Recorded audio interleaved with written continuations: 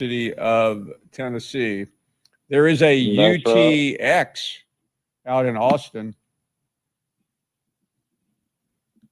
Well, I know that, we just won the national championship. Life insurance. Why are you putting it off? Can't afford it? Too much hassle? Think you don't need it? There's lots of excuses for putting off life insurance. But if you weren't there, who would pay the mortgage and other bills? With Ethos, you could be covered in 10 minutes and boom, family protected. Ethos, fast and easy online term life insurance. Up to $2 million in coverage with no medical exam. Some policies as low as $1 a day. Answer a few health questions and get your free quote at getethos.com. That's getethos.com. This college football moment is brought to you by ServPro. On October 21st, 2006, Michigan State found themselves down 38-3 with less than 10 minutes to go in the third quarter, and they made that initial deficit like it never even happened, scoring 38 straight points to win 41-38. Incomplete. The ball game is over.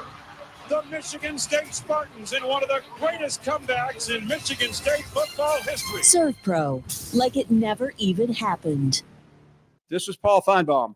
That'll do it for me today. Coming up next, The Drive with Wes Neighbors and Steve Moulton on 97.7 ESPN, The Zone. 97.7 ESPN, The Zone. It's the dawning of a new age in Tuscaloosa. I understand what Alabama football is all about. Roll time. Join the Crimson Tide as the Kalen DuBois era begins. Touchdown! Join us Saturday as the Crimson Tide kick off the 2024 season at home against the Western Kentucky Hilltoppers. Our coverage begins at 3 on your home for Alabama football. Listen to Alabama football all season long on 97.7 ESPN, The Zone. Tom Luganville here for my friends at Woody Anderson Ford. Bobby White and his team take great pride in their service department, and you can see it the moment you walk into those beautiful new service lanes. And just like a championship team, they all work together to make sure your experience is second to none, whether you drive a Ford or not. Also, check out the gold certified pre-owned inventory at Woody Anderson Ford for great deals every day. Stop by and see them at Jordan and Sparkman or at Woody Anderson of Madison on Hughes Road, or visit WoodyAndersonFord.com. You need a lawyer and pick up the phone.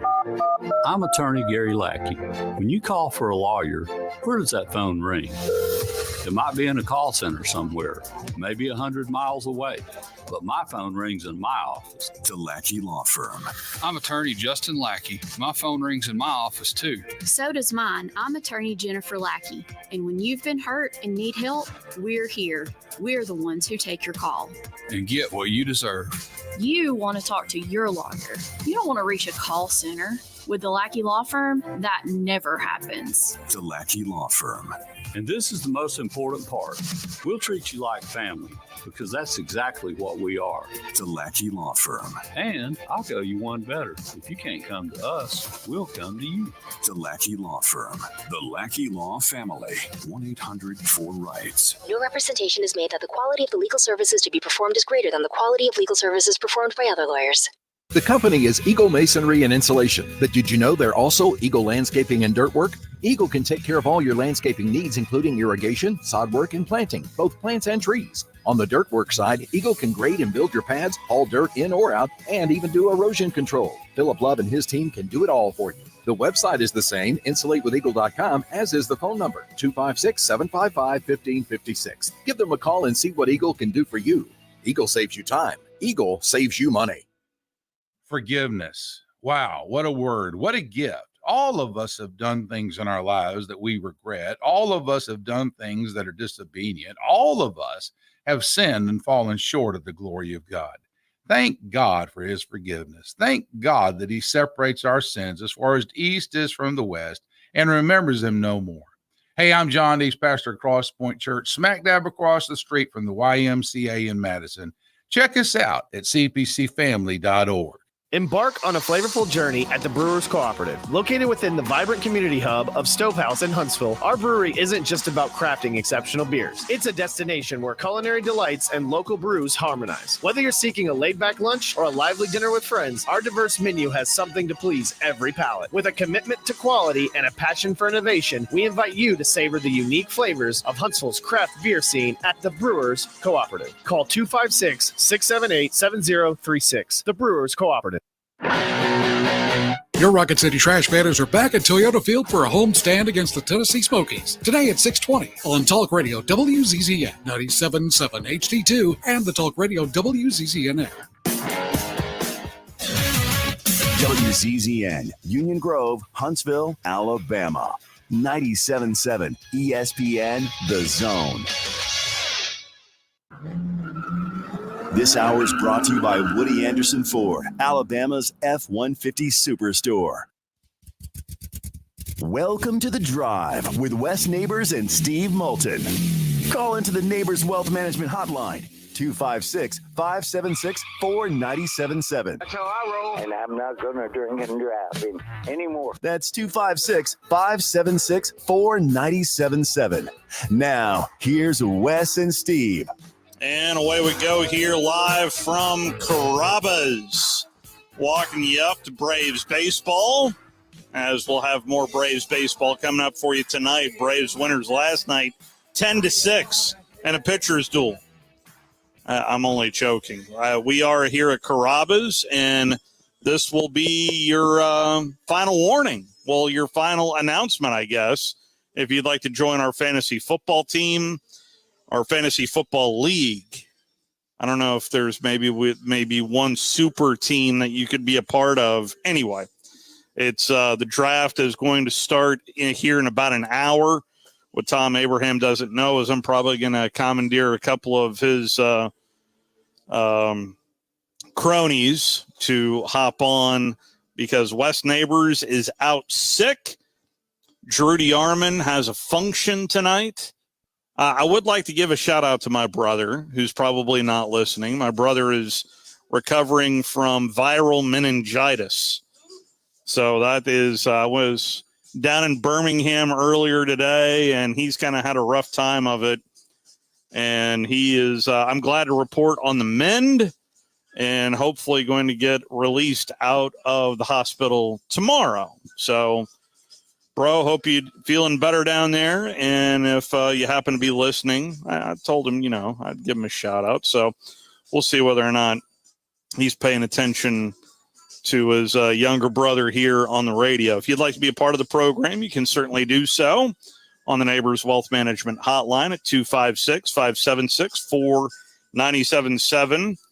And as I mentioned, we're here at Carrabba's. And so the last time I was here at Carrabba's, I went lasagna. I mean, that's kind of standard operating procedure, but I'm telling you, the lasagna was fantastic. So I'm getting these new menu items, including a 22-ounce bone-in pork chop. My mouth is watering.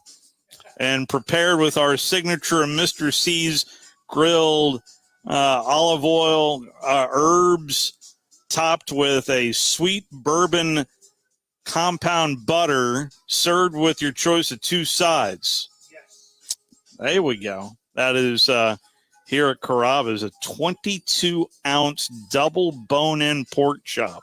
I love everything I'm hearing.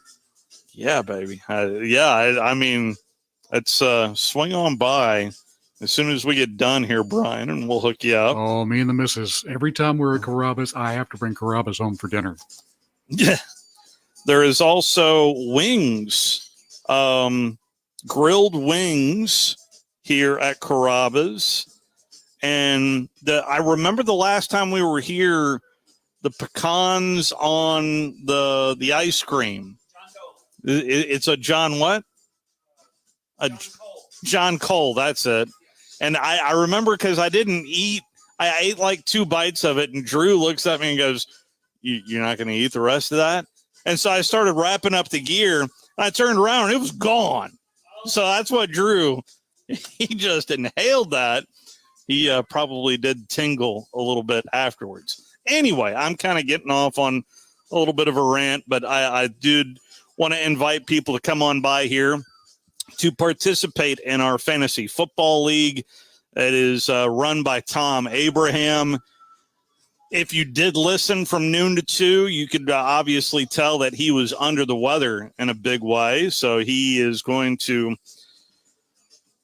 figure out a way to come on down here. And so there is many truths that we have inside the radio station. I have been with this station for 15 years now. And if there is another truth, any day that we select for fantasy football day, it's easily 120 degrees outside every year, but we're not outside. And we thank the fine folks here at Carrabba's for hosting us indoors. And it's up on the second level, but here's what I do. I park downstairs and then walk up so my car is covered underneath downstairs. All right. So you don't have to walk into that car sizzling. So let the 22-ounce bone-in pork chop be the only thing that sizzles. How about that? So come on by here. Coming up on the program today, Scott Hastings is going to join us. Wanted to get his perspective on this story about Deion Sanders and what has gone on there with the Denver Post. In fact, the columnist was featured on ESPN Radio. I'd like to get his perspective because he is right there in Denver. But here is what Sean Keeler had to say. I'm kind of on an island and have been for about 20 months, 18 months of asking questions, just basic questions. Why, who, why are 50% of your roster going, why are they going this way? Why is 70% of your coaching staff gone? I'm the guy in the videos that you've seen from his many channels who would ask why Sean Lewis had his play calling privileges taken away. That was me. And because that's been going on, pretty systematically for about 13, 14 months, because I've written columns about it that's had some strong language and some fun jabs that Coach Prime did not appreciate and the university did not appreciate. They announced formally last Friday that I would not be allowed to ask questions of any member of the football staff, players, or football side of the administration indefinitely. And here we are. Here we are indeed. This is another reason why I wanted to get Scott Hastings on, just to get his temperature on how much, because this is a new age of journalism where it's all about clickbait and just trying to, but I'm trying to be fair to the Denver Post here as well. But I want to see if this is legitimate. We played these sound bites from, this is the press conference 2 press conferences ago. And Wes loved it because it was Deion questioning, why are you like this? Why are you like this? And if you remember, part of his answer was, I don't know. He was kind of getting to the root of it. Anyway, we'll hear from Scott Hastings coming up later on here in this first hour. Also hear from Mike Griffith, who covers the University of Georgia, as there is a couple of reports, and it was starting to get at least talked a little bit about yesterday with Kirby Smart about the potential of all the off-the-field stuff that happened at the University of Georgia, that might indeed include some suspensions, and most notably Trevor Etienne, the transfer tailback from the University of Florida, now at the University of Georgia. Here's what Kirby had to say on his running back room. Yeah, really excited about the backs we've got. The guys have worked really hard. They continue to grow and get better. Rod's toe is still an issue for him. But, I mean, anytime you go into the new season, you're like, what do I have? You don't really know what you have. That's why it's so critical in our spring to go out and play our spring game like it's a game, because it's the first version of your new self. And then you go through the scrimmages, which we've had 2, and you try to figure out the best version of yourself in those scrimmages, because those are preseason games in the NFL terms. And I felt really comfortable with where our backfield is in those games and doing a good job. I mean, at Georgia, we don't say, okay, let's start all over. There's these guys that have been in our program that have been picking up stunts, blitzes that our defense runs. We do 2-spot walkthroughs where they're getting to pick things up. So there's a lot of guys that have had a lot of reps doing those things that hopefully have great games Saturday. It is an early start for Georgia Clemson. That's the ABC game on Saturday, 11 a.m. kick Central Time there. The other news of the day that at least kind of raised my eyebrows a little bit, since I corralled here at Carrabba's getting ready for our fantasy football draft here tonight, is this story. This is from ESPN.com. Well, the College Football Oversight Committee is now thinking about eliminating one of the we currently have 2 windows. The first is a 30-day window for the portal to open in December. The other is a 15-day window in April. So under the new proposal for the College Football Oversight Committee, under their rule, December would be the only time that the portal would be open. And the portal, let's see, a 30-day transfer window in December, and it would happen the Monday after championship weekend. So it's basically, for this cycle, it would be December 9th through January 7th. Now, I'm not saying that this is implemented right now, but I think that's the wrong window, because if you take a look at the teams that are playing after January 7th, there has to be some kind of waiver for those kids on that roster, because the last thing you'd want to do is mess up what's going on with those rosters while they're in their most important games of the season, be it the semifinals or the final game. It's not that many teams, but it's still enough to kind of upset the apple cart. I think April is the right time to do it, because there's so much going on in December, including coaching changes as well. But we'll see whether or not this gets approved. But the College Football Oversight Committee has at least come out publicly and made their proposal official to the Division I Council, which will meet in October to determine whether they'll adopt this proposal, which reduces the number of days that the transfer portal would be open from 45 days to 30 days. So that is at least, I think, the most significant news of the day. Didn't get to a whole lot of the audio that I had lined up for you yesterday, because it was fast and furious yesterday.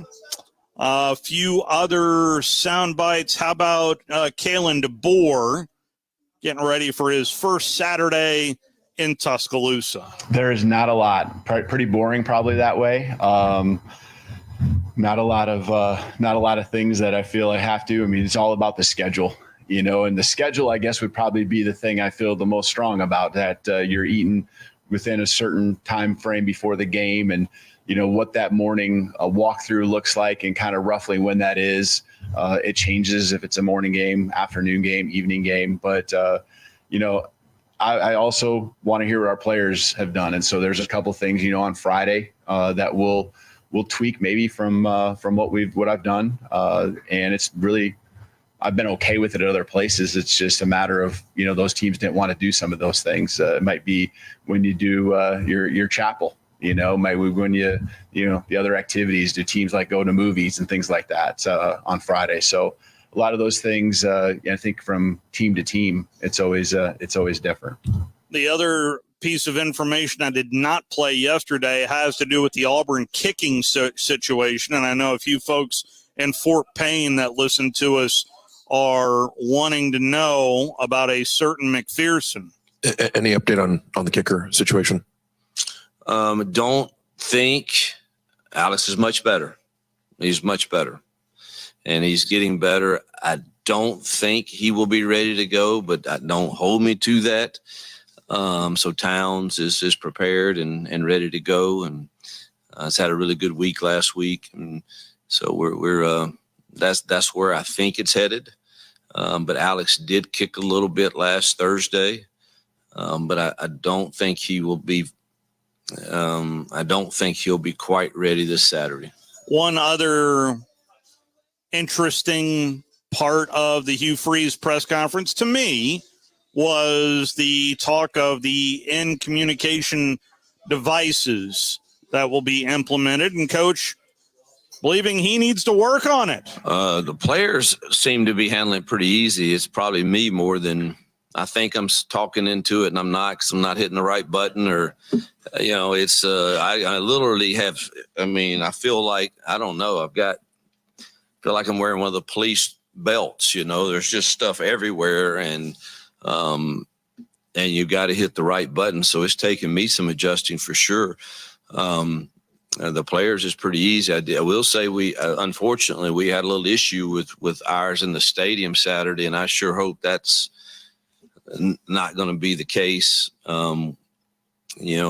Saturday night. I mean, they quickly got it fixed, but it was 2 plays.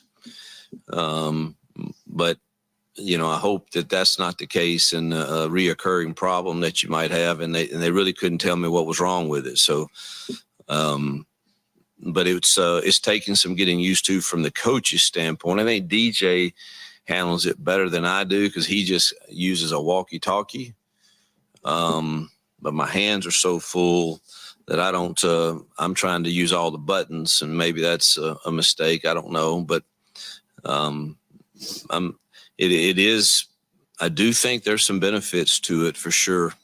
That is Hugh Freeze yesterday talking with the media. Let's tell you what, let's squeeze in Mark from Spring Hill before we take our first time out, and then we'll talk to Scott Hastings coming up on the other side. How are you, Mark?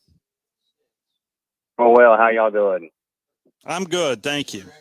Wes is on the mend. Wes is on the mend. Okay. He is a little under the weather right now. All right. Well, hey, let me ask you this. In terms of Alabama and Georgia, Coach Saban on game day, and earlier this morning, I think Drew sometimes I like Drew. He does a good job for doesn't fear maybe everything all the time. I'll leave it at that. At the end of that program on game day, Coach Saban picked Georgia to win the Southeastern Conference. Okay, He did over Texas. That's right. Yes.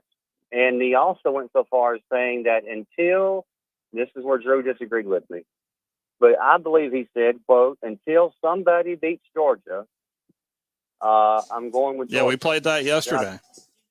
Okay, now get this. Either Coach Saban is going to get into a pattern of saying what ESPN wants him to say, which I didn't think he would do that. No, I don't see that happening. Okay. Or he has amnesia or the beginning of Alzheimer's, because Alabama beat Georgia last year. Surely he didn't forget that game. No, he said the only team to have beaten Georgia is Alabama. That's what he said. Right. I mean, I'm sorry, you broke up there, or I did. What was your response to that? He didn't say that?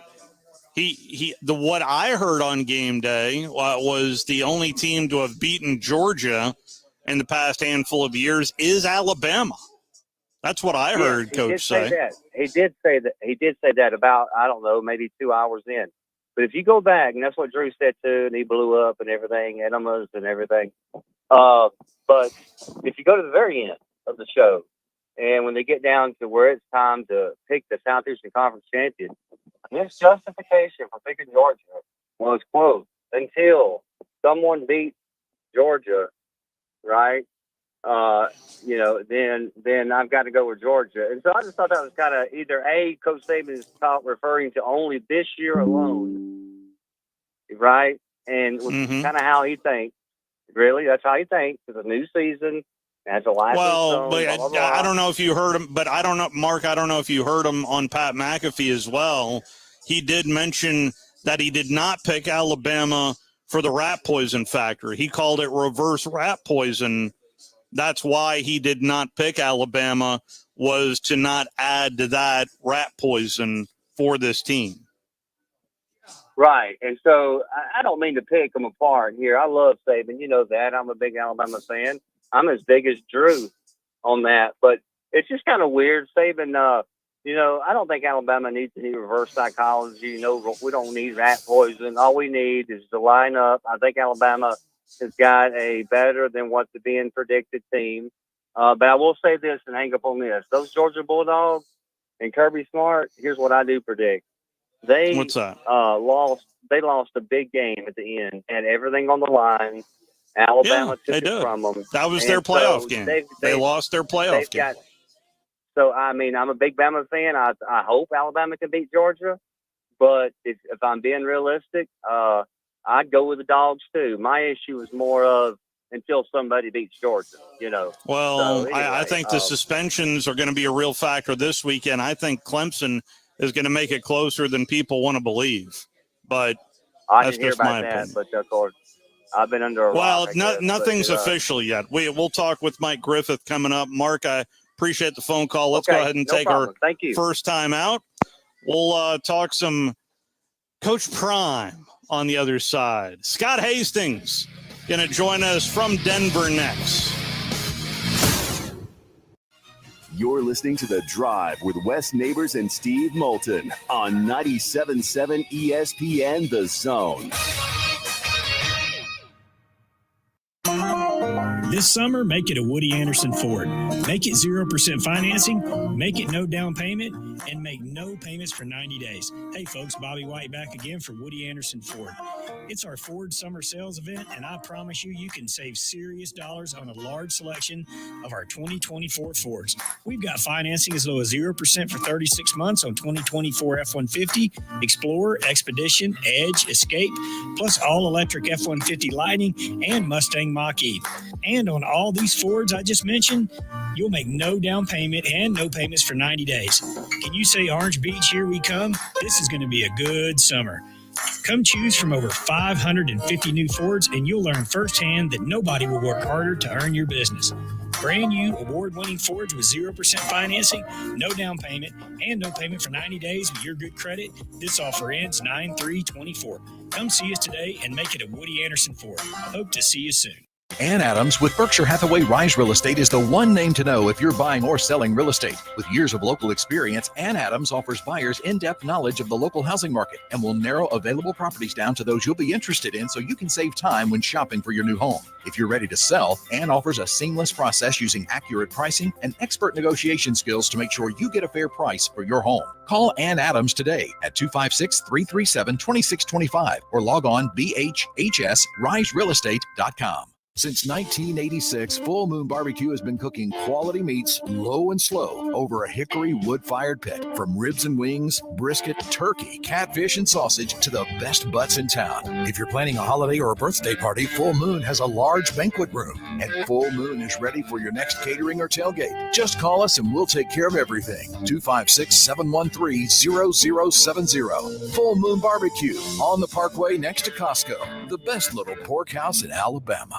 When I chose a garage door company, I did my homework. I needed Precision Overhead Garage Door Service. They have a 5-star Google rating. I checked their reviews and liked what their customers had to say. Precision Overhead Garage Door has lifetime warranty packages. Same-day service if I call before 2 p.m. If they can't make it the same day, my service call fee the next day is waived. They did a 25-point safety inspection on the door and operator. Now that's peace of mind. Residential, commercial, and gate services. Precision Overhead Garage Door Service. Call 256-400-4500. Flying nonstop from Huntsville is a breeze on Breeze Airways.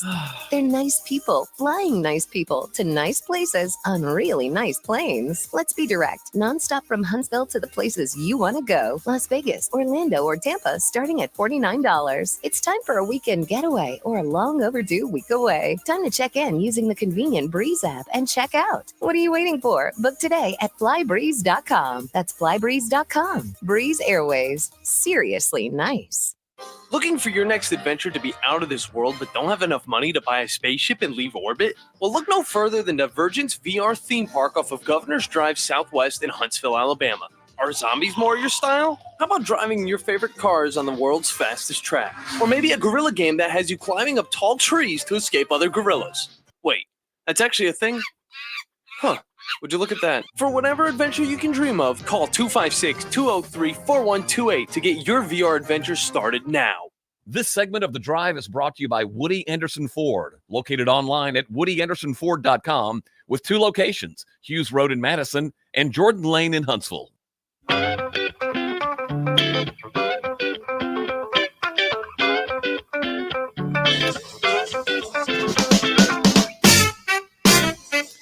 Back here at Carrabba's. I know our next guest is wanting to be here at Carrabba's. There's no doubt about that. If I know Scott Hastings like I think I know Scott Hastings, there's plenty to dive into. And believe it or not too much surrounding the world of basketball. Although I will say out of the gate, Scotty, that, the Olympic gold medal matches for both the men and women, that was just fun to watch. How are you doing today, sir? Doing good. I have to admit, I wouldn't think of Italian food, there in Huntsville, but God bless you got a Carrabba's. Amen. So, you know what? Let's start with Bo Nix. How much is Denver turning into a Bo Nix town there in Colorado? Yeah, you listen. This time of year when nothing feel, whatever your favorite team is, you kind of drink the Kool-Aid. And it's been 8 years, 8 seasons since Denver's, even had a quarterback that seemed to know what he was doing. Has not made the playoffs. They I think the last 2 or 3 years, I think the high water mark was 20 points a game they averaged once. I think the league average last year was 24, and I think they averaged 17 or something like that. So they've done a good job. I think Sean Payton. I can go back now and we can look at hindsight. And I was not a big Sean Payton fan.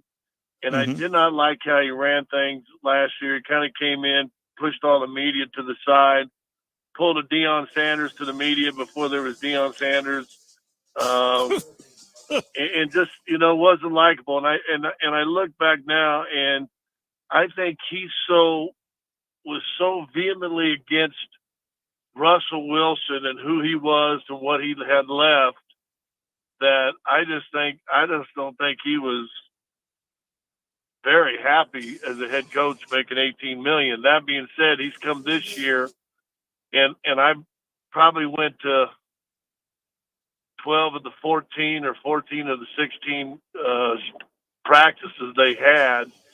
Yeah. And I watched him, and he was coaching. And you know this, you've talked to enough coaches in your life, and when they really get down to it, dealing with the media, and it's all part of the job and everything else. But when they get young players in, especially when you're a veteran, older coach, and you can actually get back to coaching, get back to putting your stamp on what people do. When you bring an 11-year vet in and he's already setting what he wants to do and what he thinks is good or bad, it was a bad mix last year. But he is a changed person this year because I think he's actually coaching. That being said, I don't think – and then, you know what? Here's another thing. I think he was very smart in the preseason. He probably game planned more than most coaches do for preseason games because he wanted the kid to go into the season. There was no surprise from really day one that Bo Nix is going to be the starter, but I think he wanted day one for Bo to have some success. Grand plays he was comfortable in. He really is not a deep arm throwing kind of guy, but he's a very, very accurate mid throwing, short throwing quarterback. And listen, they averaged, I think, 33 points. I think they had 27, 34, and 38 points in their 3 preseason games. And for us here in Denver, we wanted to kind of sing hallelujah. if you're going to suck with a lot of points. If you're going to be a bad basketball team in the NBA, at least score 110, and at least people are happy. But I think he's back coaching. I think he's in a different place than he was last year. I think he's happier, and you got a guy that can run his stuff. Russ last year averaged, I know I'm long-winded, I apologize. all Russ good. was, I think it was 3.37, something like that, seconds on average per pass attempt. And Bo Nix, I think, averaged this preseason 2.5, like 0.7 of a second faster. And in the NFL, that's a long time. Yeah. So we'll see. Now defenses will get the game plan against Bo. He's playing against his first two teams at Seattle, and then Pittsburgh at home will be against defensive teams that are going to mix up their defensive fronts, going to hide a lot of things, send false messages. And so he's got a test right out of the chute, but I know he's going into the season pretty confident. Let's move up to Boulder, shall we? Your take on, first of all, do you know this columnist at the Denver Post? And what do you make of this story between Dion and Sean Keller?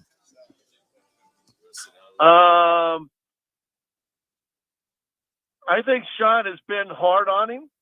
I think he's not drank that Kool-Aid like others have. Yeah.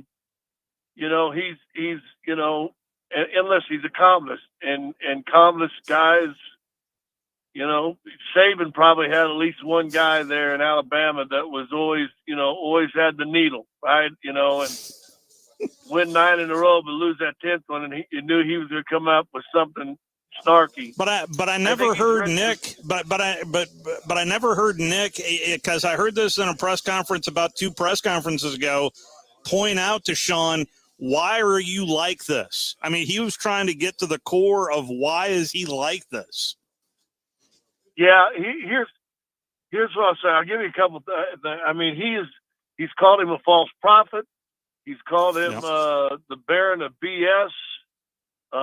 He had some, some pretty potent things, as opposed to he doesn't know what he's doing as a coach.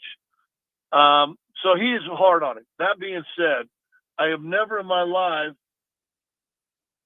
ever seen a football team, an organization, and in particular college, publicly go out and say he is banned from asking any questions or talking to any of our personnel. Yeah. Now, we've both seen guys and organizations that get mad at those writers. Listen, he's got a right to write whatever negative he wants to do, and you've got a right to either short answer him or never call on him. I mean, that's fine. But to outright ban a guy because he's harder on you than everybody else, I think is a little ridiculous. I think it makes Dion look a little petty and smaller than what he preaches, if you will. So yeah, we had Sean on our radio show yesterday. He's a pretty good interview if you can get a hold of him.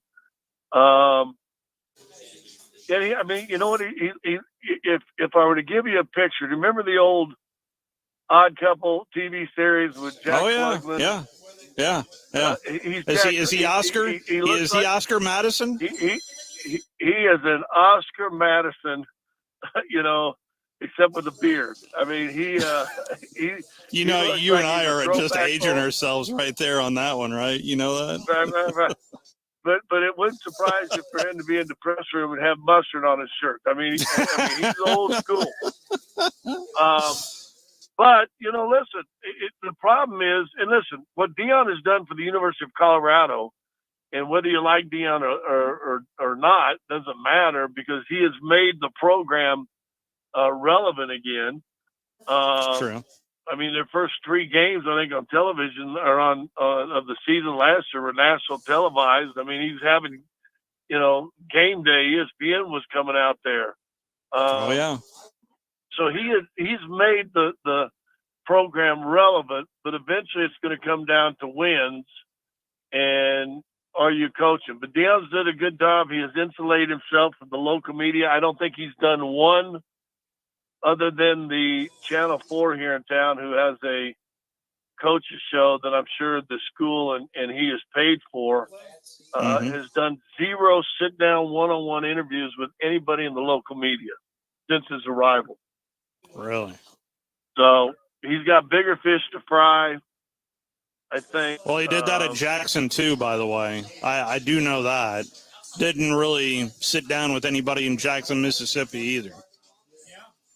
Well, the one guy, if you remember, the one guy that did the Deion Sanders show, he brought him up here to Colorado. Yes. So handpicked. Yeah. But you know what? Listen, you can put up with a whole lot of BS and not giving us in the media and us quote unquote loosely defined journalists all the grief you want if you win in 9 or 10 games. You know? Well, but I do need to give Deion some credit though, because I did notice one story. I don't know if it was meant to be publicly out there, but he set up a fund for the kids of his players, an NIL fund for the players' kids, and it's he starts them off with $2,121, and I thought that was a you know what, that is a good use there of NIL money. I agree. I pointed that out yesterday. I mean, that's I've never heard of another coach doing that, and I think that's brilliant. And these guys, if they've got young children, 18 years, and if it's handled right, I mean, these guys are going to have a nice foot up. So I it's a brilliant. He's done some good stuff. Like I said, he hasn't tried to ingratiate himself locally, and that's fine. He's a bigger star than everybody here, except for Manning and Elway probably, and Nikola Jokic. He's and listen, he's done a lot of good things, and what he preaches about trying to raise young men, I mean, it's all positive. The only thing negative really has been, not being able to take some of the heat. I think for me, and listen, I'll go along with maybe the reporter went over the top on some of his criticism. That's fine. That's great. Yeah. But you know what you do if you got problems?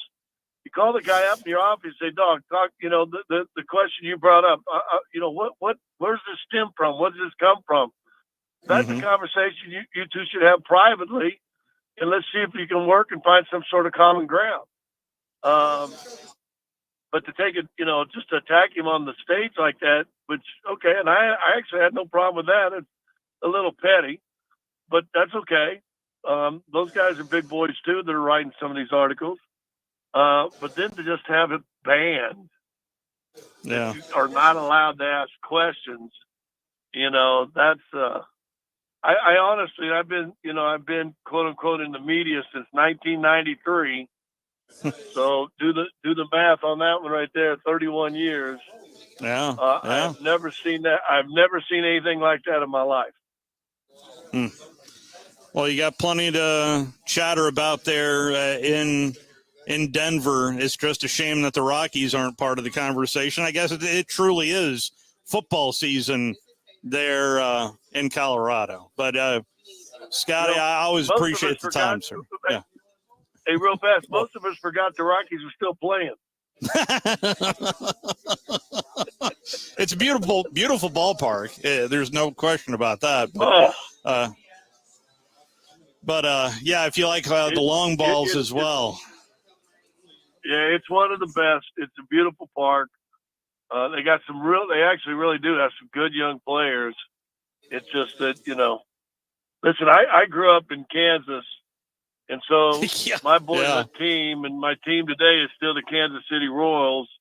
And, they are not. You're pretty happy right now. Years. Yeah. They get pretty good. They take it on the chin for a few years and then they bring it back up. And if anything, I think the Rockies ought to look at the model of what the Royals do and see if you can get into that somehow.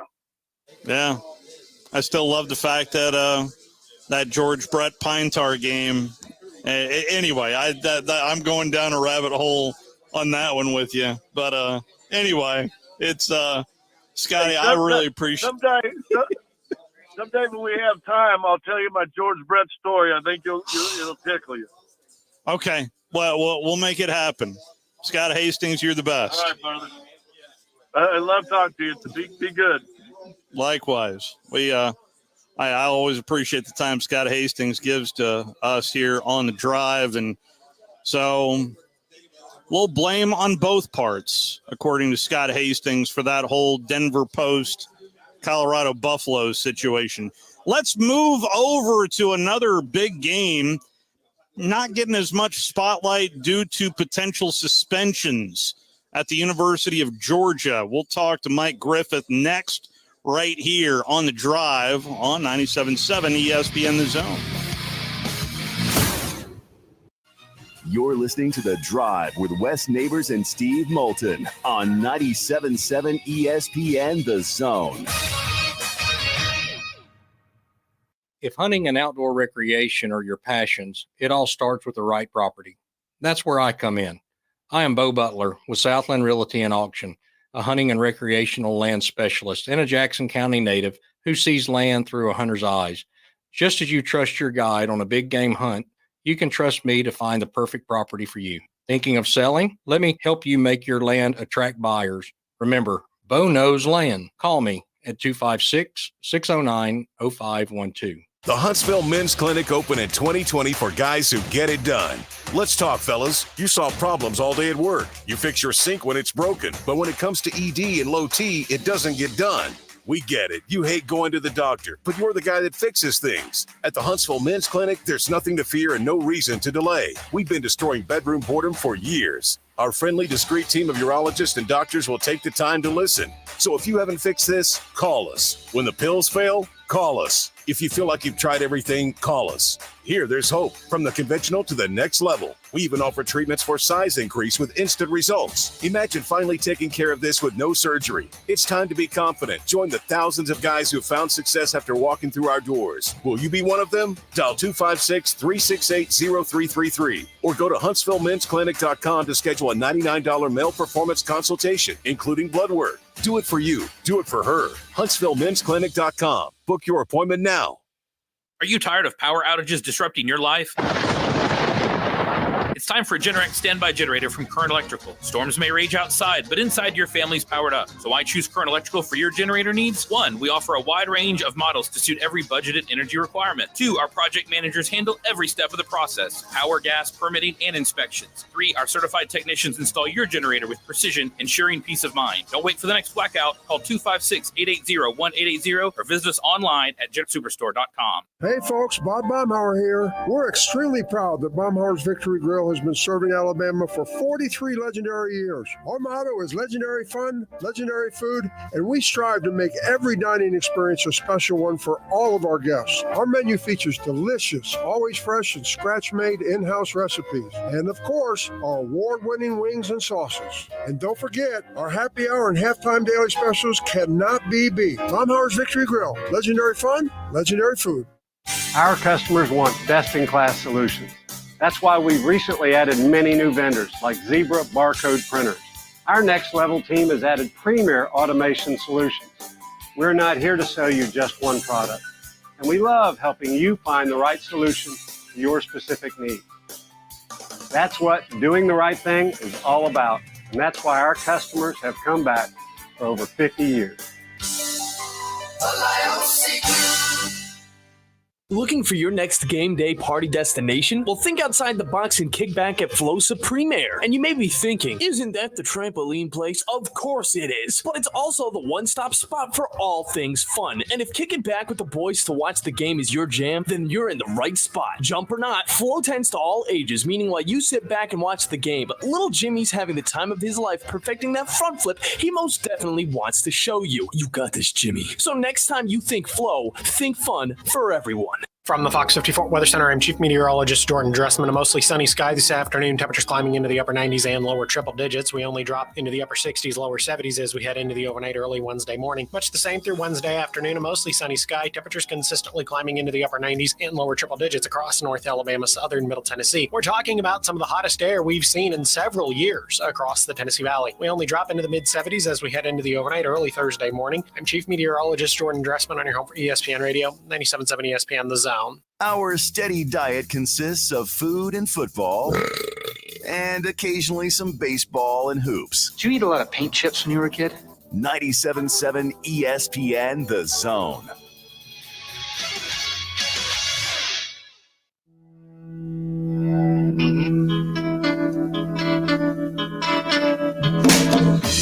Back here at Carrabba's. A little solo performance here. Wes is out sick.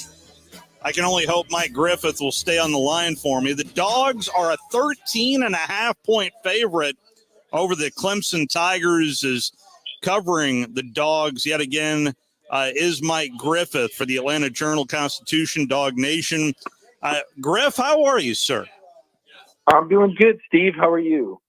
I'm doing real well. And after hearing Kirby yesterday, how likely do you think suspensions are going to come down the line, and how many do you think we could potentially see on Saturday, you think, Griff?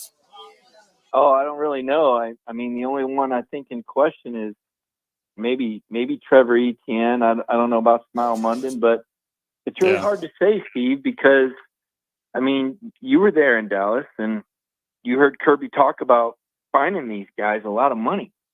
Yeah, that's a penalty, right? I mean, I don't know that you fine a guy 5 digits worth of money and suspend him. I mean, if we're gonna, we're looking at a different thing here with the NIL and people being paid. It's almost like the NFL. So it seems to me that you might see some penalty action. Ultimately, I don't know about this game, but it just seems to me if you're going to fine players, and the kid kind of had his day in court. And they reduced the charge. So he's gone to court. It's been reported on. He's had internal discipline. I'm not sure what suspending really does after you find a guy 5 digits worth of money. That seems like double jeopardy. I could see that. I don't know if you saw. I'm sure you probably did. On3 was reporting. How did they word it? Something in effect of. I'm trying to look it up while I'm talking to you. It's air quotes, facing a 1-game suspension for an off-season DUI, but Pete Thamel reports it. But it was just kind of Yeah, I don't doubt Pete's reporting. I know he's got sources, and it was.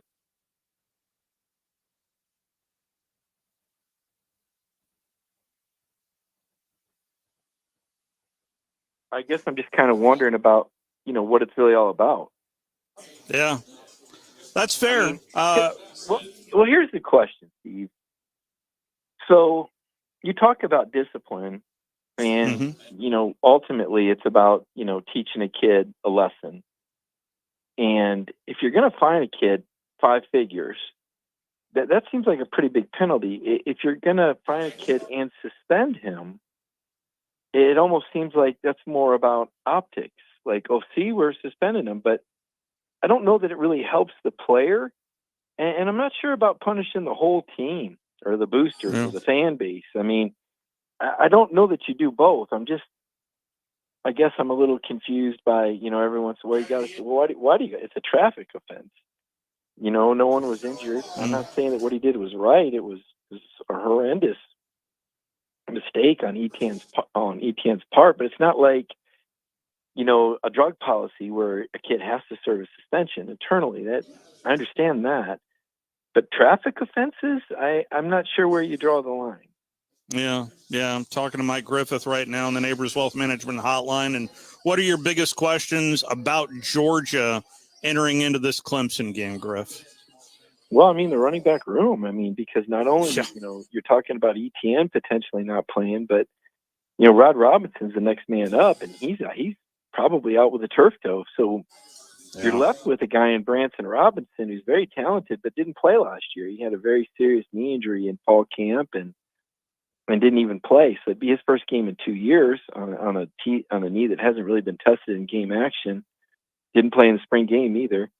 And then you've got an incoming freshman named Nate Frazier who's very talented, played in Southern California in the Trinity League, but a true freshman who also didn't go through spring drills. So, it's pretty sparse back. They got a walk-on named Cash Jones, a kind of a smaller, lighter guy that can catch the ball, but it's pretty sparse back there. So that's probably the biggest question is ETN's status. And I've heard Kirby mention it a couple of times on lack of depth over the years. And we saw that in a big way in the SEC championship game along the defensive front.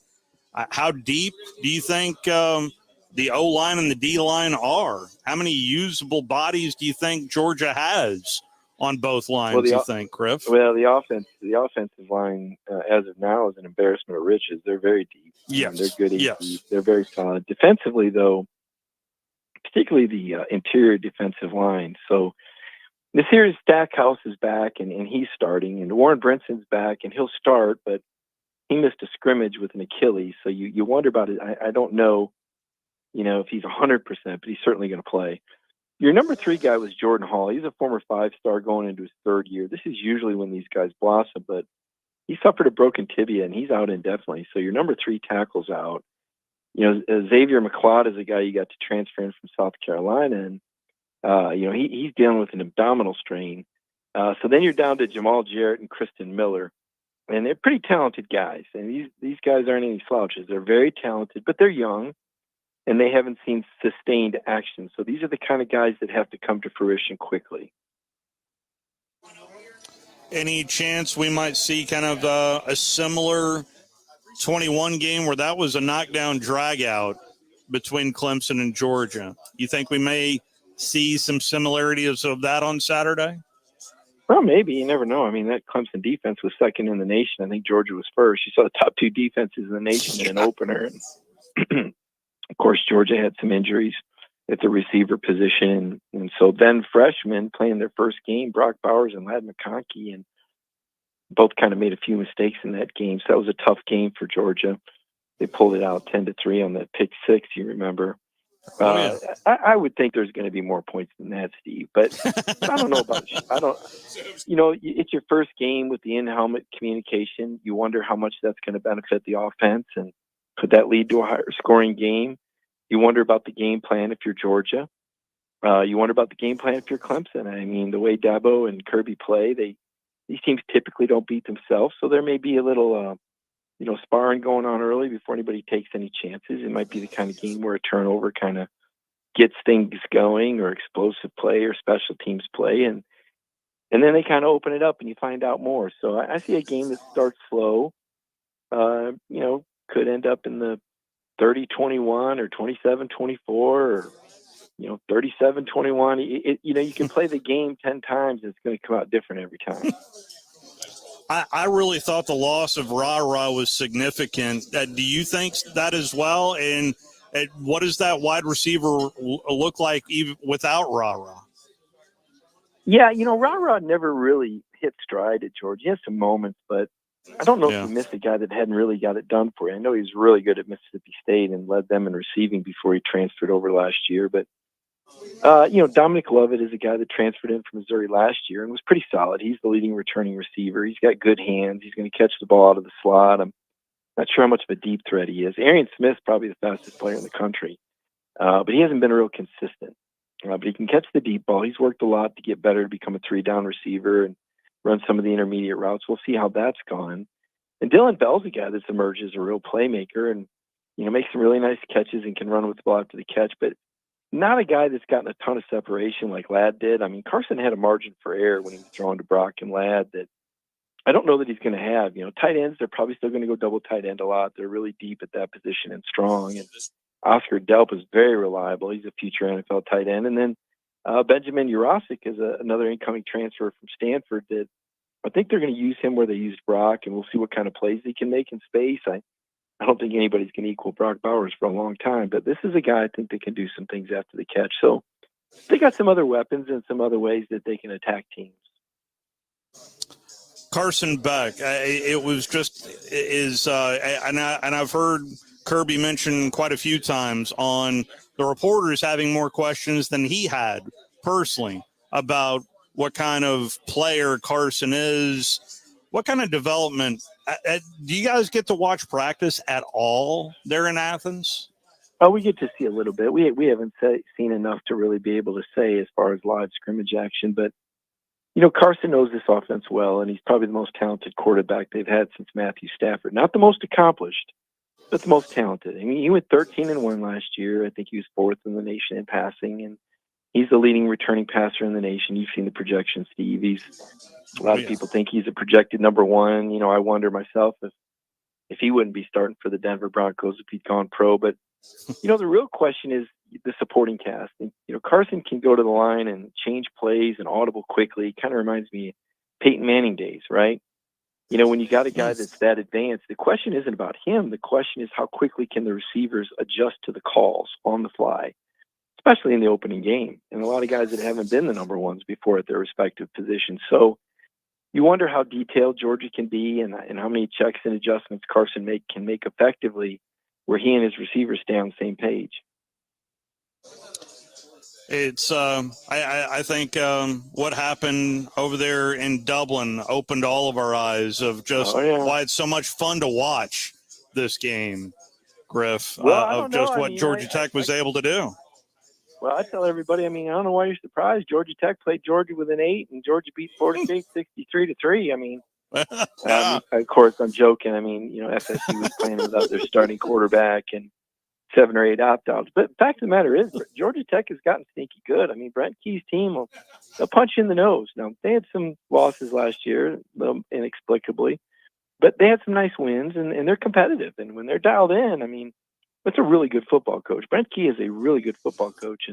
And Buster Faulkner's emerged as one of the most elite OCs in the nation. Of course, he was with Georgia during their championship season. So a lot of good coaching there, a lot of focus, good game plan, good execution. I'm expecting to hear your voice on the conference call tomorrow. I'll be on there as well, partner. Yep, we'll be on there tomorrow, and I'll be on the SEC Network with Paul Feinbaum at 6 o'clock on Thursday, talking about some of the same things, I'd imagine.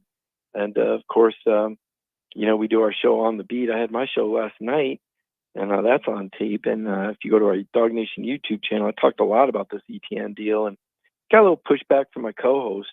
I just think that we're in an age right now, new age, right? New age problem.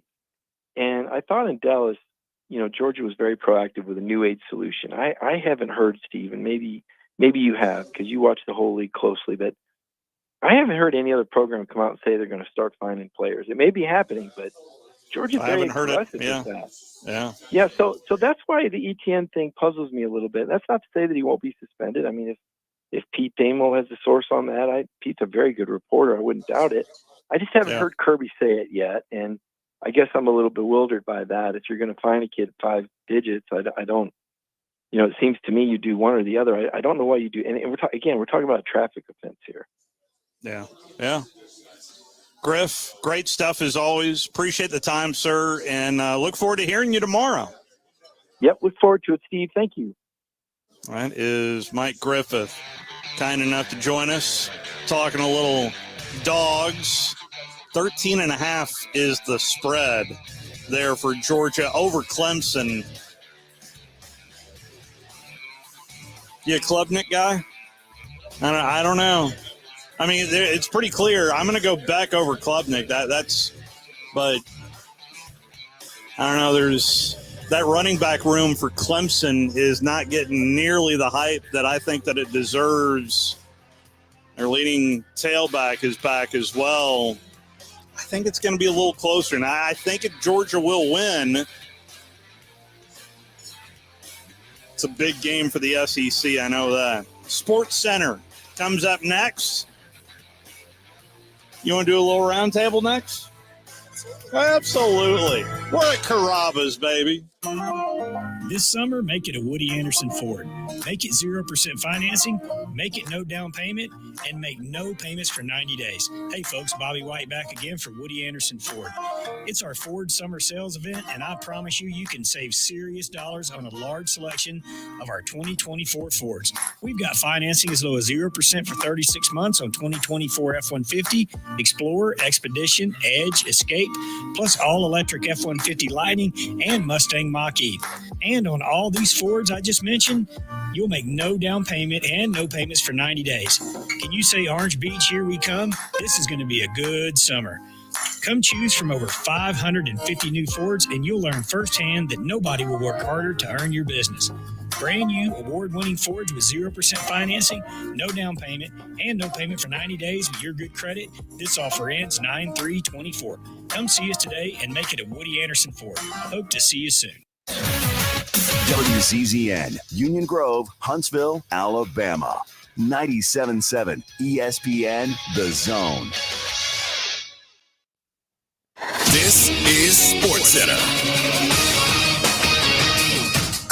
I'm Nick DeLuca. The U.S. Open underway in Queens. Men's number one, Yannick Sinner, back in action for the first time since an unintentional positive PED test. Took off a slow start to defeat American Mackenzie McDonald, 2-6, 6-2, 6-1, 6-2. Alex Michelson up next for Sinner on Thursday. Opening round might have already had the match of the tournament. Britt Daniel Evans takes down 23rd ranked Korin Khachanov in a 5-set slugfest, 5 hours and 35 minutes to find a winner. Longest match in U.S. Open history. In the NFL, holding over for Jamar Chase, Bengals star receiver, expected to play in the team's opener after missing all of training camp looking for a new contract. Chase participated in the team's 2 practices this week. Latest receiver looking to get paid. ESPN NFL insider Jeff Darlington says CeeDee Lamb's deal is good news for Chase. I mean, Chase now looks at it and says just a pinch under what Justin Jefferson got from average per year. So, Chase can go back to the Bengals and see the Justin Jefferson deal was not an outlier. It's time to pay me. Darlington on Unsportsmanlike. NFL owners approving a change in ownership structure today, allowing private equity firms to purchase limited stakes in teams. Franchises are permitted to sell up to 10% of a stake to approved partners. All deals will need to be approved by league owners.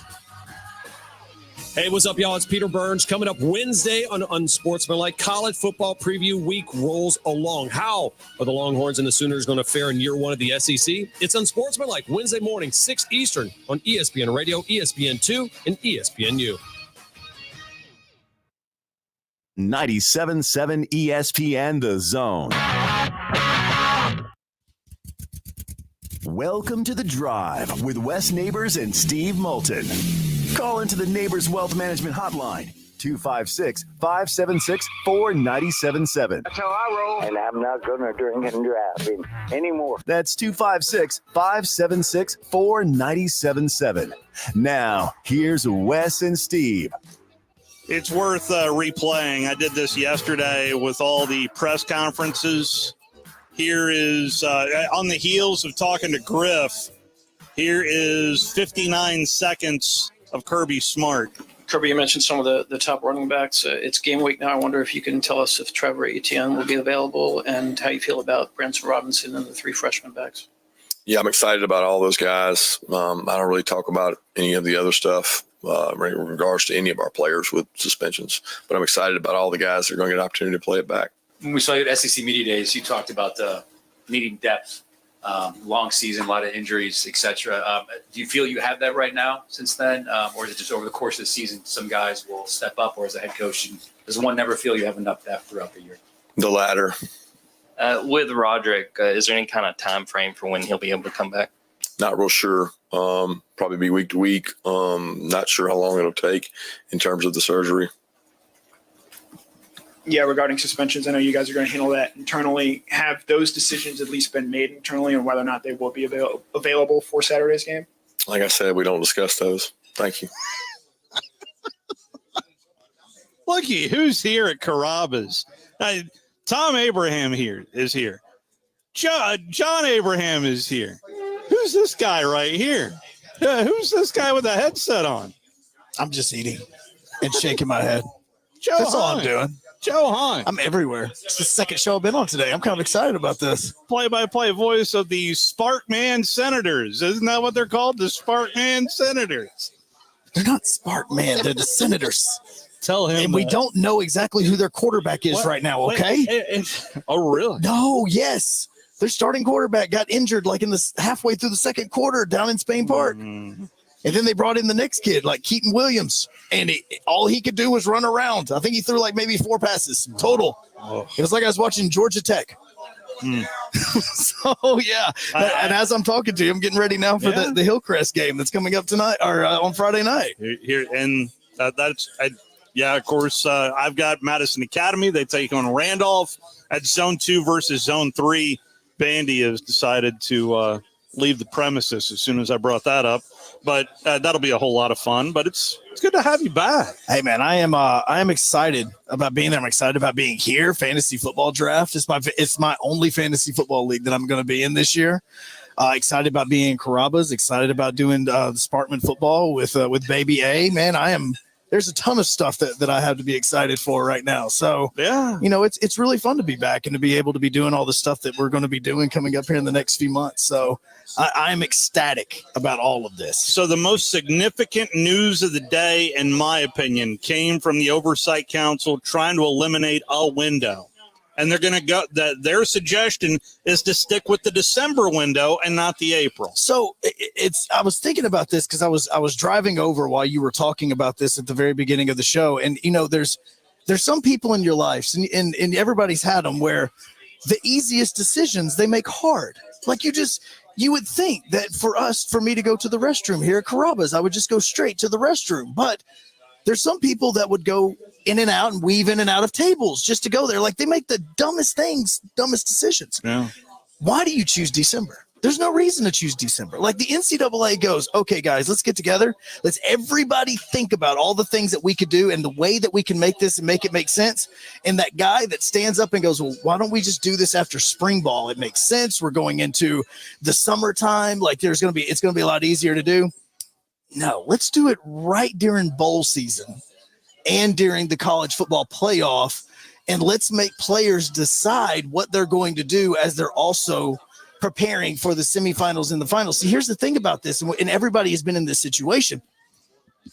If you are going into a situation where you are thinking about entering the transfer portal, the semifinals and the finals of the college football playoff is like the Super Bowl and making money for you. Okay. Now people hate to hear about this with college football and NIL and all this stuff, but you can make hundreds of thousands of dollars just by doing well in one or both of those games. Now you're making them choose what they want to do. And that's the dumbest decision you can make. The right decision in this is to make that decision prior to or right after spring ball, because the decision you just talked about, that decision, what happens now? Did they mention anything about the coaches leaving rule? No. And about when the coaches leave, 30 days, then that window opens up. That's right. Yeah. What happens between December and January? Like that window is going to be open anyway. Well, this doesn't affect the grad transfers either. Yeah. But I'm just like, and I'm thinking about the whole idea of you're wanting these players to transfer. They do it after the spring when they know that they're either somewhere on this depth chart or they're not feeling like they should be when it comes to spring. Then they can make this move. Yeah. Now, coaches would hate this because coaches are wanting to have a summer off because right now it's nothing but coaching and recruiting 24/7. Which is raising money for NIL. And raising money for NIL. So the whole idea with this football program now is, and the reason why Nick Saban is stepped down, you heard that on Tom's show earlier today, and the reason why you're seeing coaches go to the NFL is because it's a 365 job. They never have an off day. I mean, right now, a head coach could be sitting somewhere on the lake and on their boat and they're chilling out. And I know they're not now because of the season. Yeah. And then they're going to get a call that their star quarterback is looking to go into the transfer portal and they automatically have to go into their war room. You don't want to do that. Open this window up after the spring is over with. So basically the month of May, open that up and then let them transfer that time. Because again, with coaches, majority of these coaches that are going to be getting new jobs are going to be getting it between December 1 and January 1 because they want to be in before this early signing period. Yeah. So your windows are going to be open anyway. So this is an idiotic idea to have because they're not going to need this rule. This rule's not going to be in effect for so many teams because they're automatically going to be involved because almost every team in college football is going to have somebody that's going to be getting a new job and leaving, which opens up the transfer window. It well put. I mean, it's making the simple complicated. It's once again, it's the person that stands up and goes, guys, why don't we just do it then? Like, this makes sense. Shut your mouth and sit down. We're not paying attention to you. We need the most amount of attention because look, the bowl games already don't matter. They don't matter at all. No. And college football is forcing fans to care about certain bowl games because they're putting them and adding them into the college football playoff. So now not only are you doing that, but you're also adding in this idea that the bowl games are now going to come second to the transfer portal. Look, I've seen teams and we've seen everything like, down in Montgomery at a period of time because Montgomery hosts a bowl game. And what'll happen is these coaches, because of the new signing period, they will not only be getting ready for the bowl game in Montgomery, but what would happen is they would also set up and build their own war room in the hotel because the fact that National Signing Day was going on at the exact same time. So they can't even focus on their bowl game because they're having to focus on recruiting. Yeah. And they're having to do their coaches and do double tasks. And it's adding a lot more and it's making the waters a lot murkier than what they need to be. Getting scolded by Tom Abraham. I don't know. Volleyball's on. Oh. Volleyball's on. We're getting this over. We're getting this over to real sports. The fantasy football draft is about to start. More importantly, what are you getting here? There is this right there. You see the steak that's on the menu. Ooh. I'm showing it to Steve as we speak. This steak that is on the menu that has the mushroom sauteed on top of it. I'm definitely going to be gnawing on that here in just a little bit. So I was told that there is a 22-ounce bone-in pork chop as well. No, I'm good. I'd be eating that for 3 days. I'd be eating it for 3 days. I'll be eating it today. I'll probably take it to Sparkman and I'll eat it there before the game. It'll be like my own little pregame meal. I don't need all that, but I'm going to get me a steak with some mushrooms and everything on top. And then I didn't know John was old enough to drink. I didn't know he's old enough to drive. Seriously. Well, he did his best on Friday, didn't he? Absolutely he did. What was great is I was talking to John on the way down to Spain Park because the game Sparkman was playing Spain Park down in Hoover, and I left Nashville at 3:00, and I was calling him on the way. I said, "Hey, I'm showing up at like 6:45. I mean, I'm like rolling in, and you're gonna hand me a microphone, man. That is how we're doing." So we walked in and we got it done. Well, but the good news is you got a home game this week. We do. Hillcrest Tuscaloosa, minus the fact that football team is terrifying. I mean, terrifying. You're talking about a program that has not lost a regular season game in almost 30 weeks. 30 weeks of regular season football. They have not lost a game, man.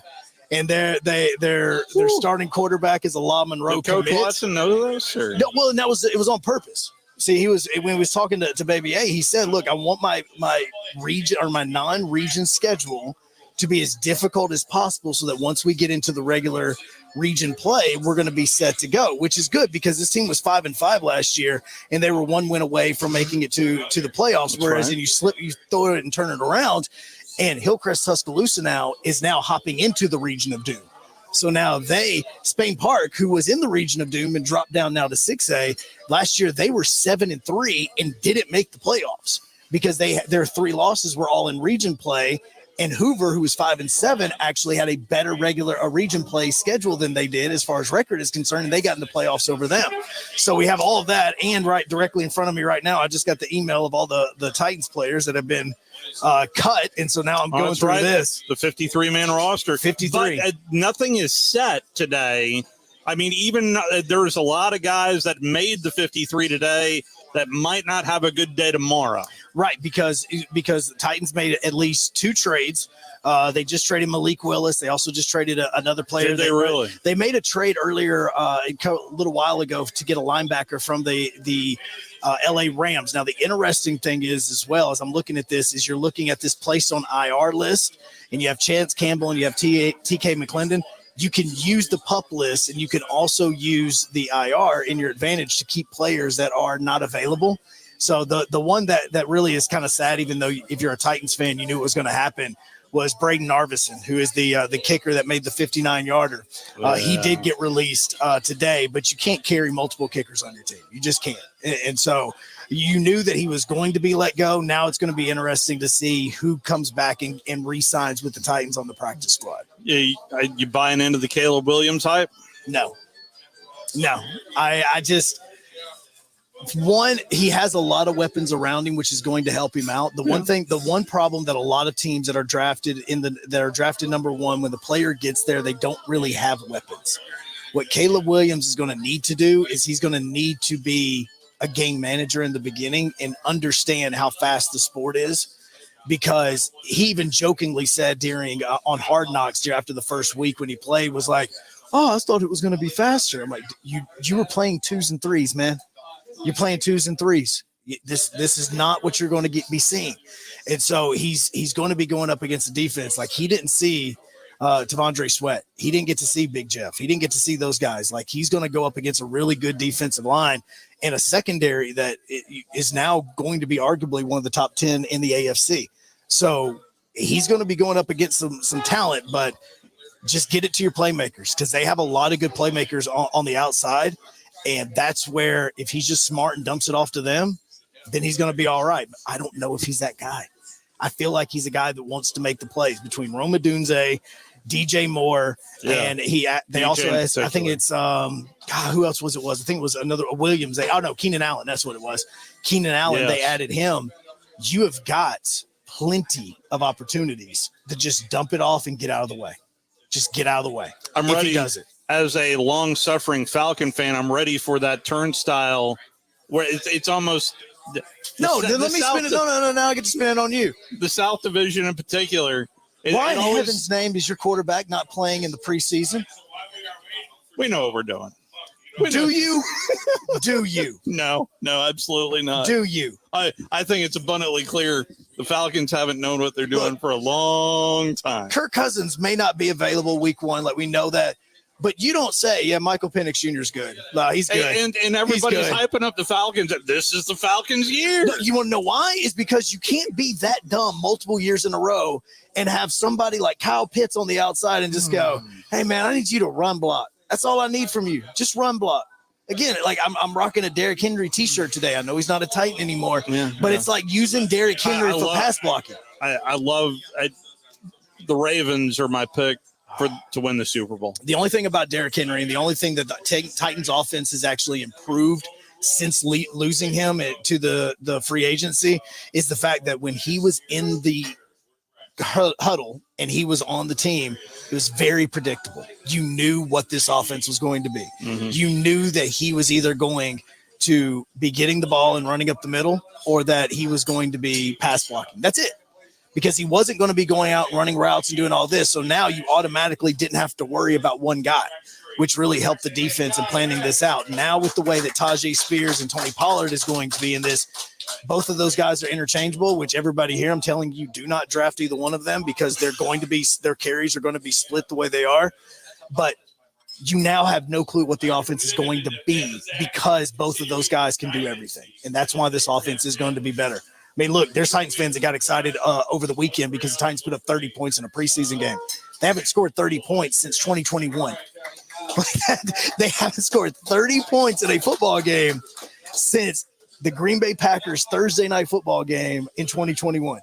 I don't know if you saw this on The Athletic earlier today, but they randomly picked 50 either head coaches, GMs, front office personnel on ranking quarterbacks, and they put them into tiers. Tua was 15th, the 15th ranked quarterback according to this randomly selected. It was a total of 50 either head coach. They didn't say who the head coaches or the personnel was, but I thought it was interesting that Tua was 15th on that list. Because I think that he is in a similar situation as Will Levis. And by the way, I think Will Levis was ahead of him.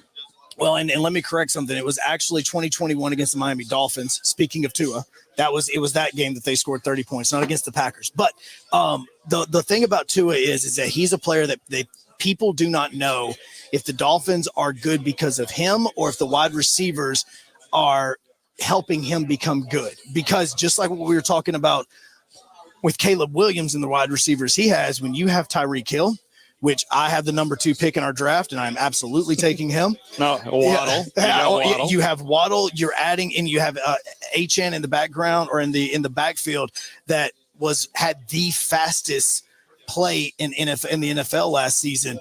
You have speed all around you, and so with him, it's almost as if like any man can get back there and just dump it off to whoever they need to. Like you have got to make sure that you're going to be able to complete the deep ball. And that's what's going to help you with this. But with the Tyreek, dude, just toss it over to him and let him run. Tua was the number 1 quarterback in tier 3. Tier 3, not tier 1 or tier 2, tier 3. There was only 3 quarterbacks in tier 1. No, and so 3 quarterbacks that are in tier 1 was going to be Patrick Mahomes. Yep. Most likely you have him. I would say Joe Burrow and Josh Allen. Yep. Those were the 3 that were in the tier right there. Yep. And then you had underneath Lamar them, Jackson was Lamar the 4th Jackson. one, the top on tier 2. Yep, and then you were going to have Lamar Jackson there, and we're not even talking about Jalen Hurts. You're not even talking about Trevor Lawrence, which I don't believe Trevor Lawrence is that good of a quarterback. Herbert was in the tier 2 as well. CJ Stroud. If you put CJ Stroud on the Dolphins, that's a Super Bowl team. I mean, that's just how good he is as a quarterback. You want to start your fantasy football draft? Yeah. Is that what I'm getting? Oh yeah, he's ready to go. He is absolutely ready to go. Well, so are the Braves. Spencer Schwallen. Great to have you back, brother. Hey, I am ecstatic. Spencer Schwallenbach is on the mound tonight for the Braves. Are we going to put the Braves game on?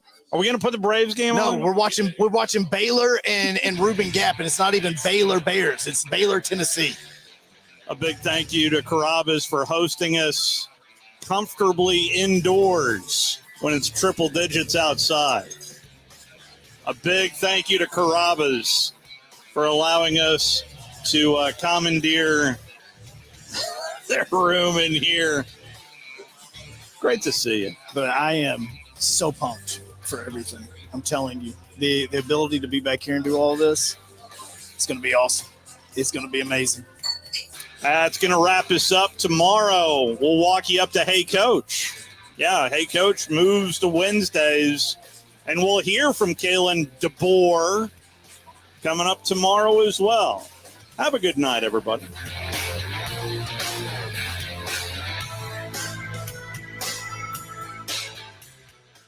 Hi, this is Wes Neighbors. I'm here with Sam Fleming with Fleming Roofing and Restoration. Sam, tell the folks about Fleming Roofing and Restoration. Hey, Wes.